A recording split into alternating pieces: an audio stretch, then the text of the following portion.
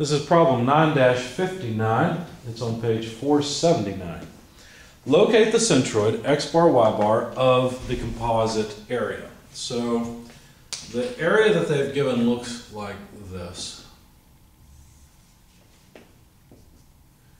We basically have a rectangle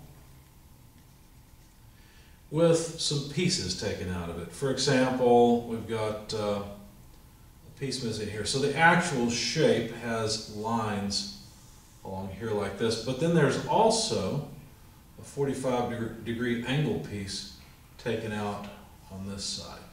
So the area is this shaded area, and the dimensions are 3 inches on this side, 4 inches on the top, a 3-inch radius, and a 3-inch height here.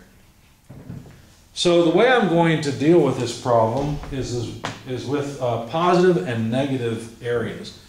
For example, area 1, 2, and 3 will have areas in square inches of, well, I'm going to take the entire rectangle. So that's 6 inches high by 10 inches wide. That's 60 square inches.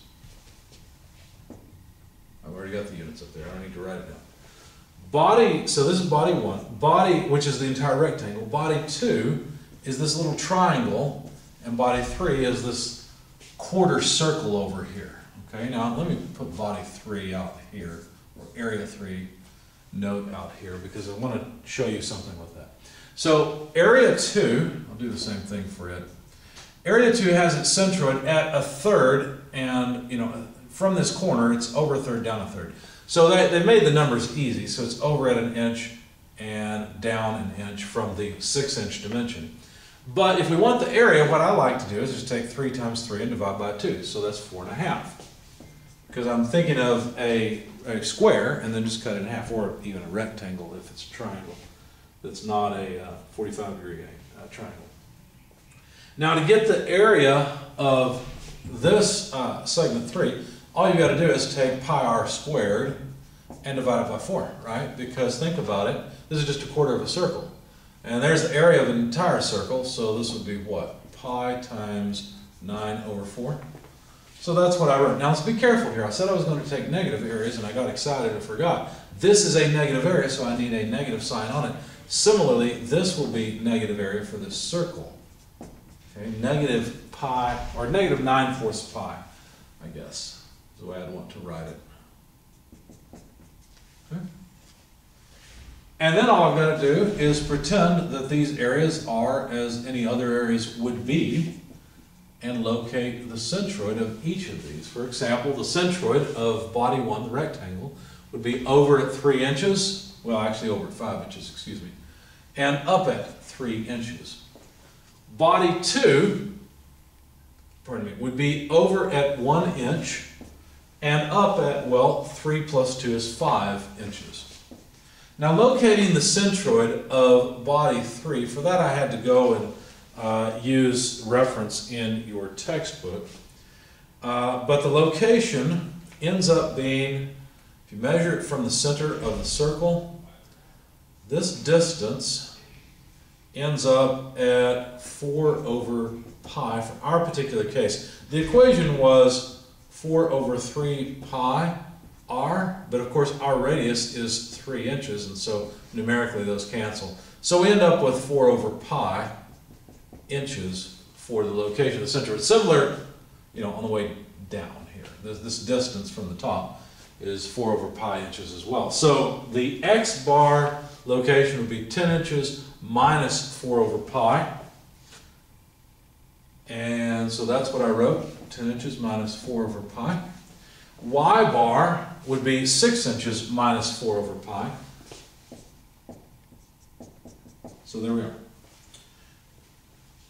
Now, the next thing to do is to calculate the moment of each of these areas. So let me, since I'm running out of space, let me copy down areas 1, 2, and 3 here and show you what I'm going to do. For example, I want to calculate, now I guess I'll put my headers down here, the sum, well that's going to be inconvenient.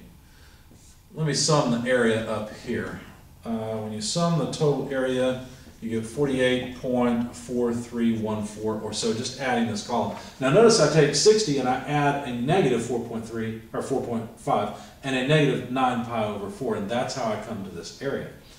But to get the other terms we're going to need, like x tilde a, you simply multiply the area times x tilde. If it's a negative thing, and that's fine. Okay? So, because what we're saying is that this is area missing out of the rectangle, and there will be some moment missing for bodies 2 and 3. They won't provide some of the moment. Okay, that's why they'll be negative. Anyway, for the easy one, x tilde a 5/60 are 300, right? And of course the units there are going to be what? Cubic inches. And then if we multiply negative 4.5 times 1, well, that's just negative 4.5. Now the units, even though numerically it's negative 4.5, this is a different thing. It's the moment of area 2. And since area 2 is a negative moment, or is a negative area, then it is a negative moment. Okay? So negative 4.5 cubic inches for body 2. And then I left the numbers symbolic for this part. So we multiply 10 minus 4 over pi by negative 9 pi over 4.